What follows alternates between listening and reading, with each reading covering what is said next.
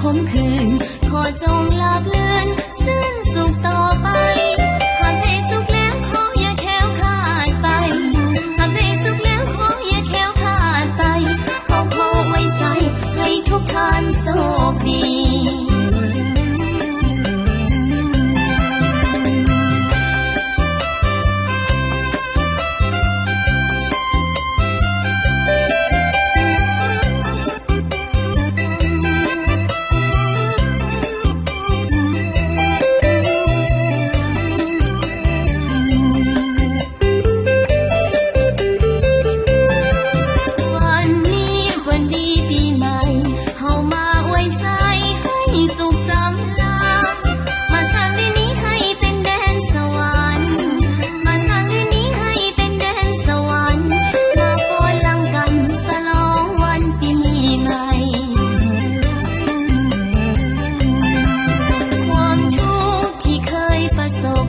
จงอย่าได้พบท่านอีกต่อไปสูญสิ้นไปเสียสิ่งที่เศร้ามองใจ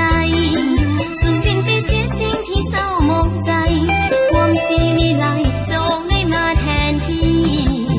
เฮฮาหัวยิ้มเพื่อนเอ๋ยอย่าส่งไปเลยครั้งเดียว1 ปี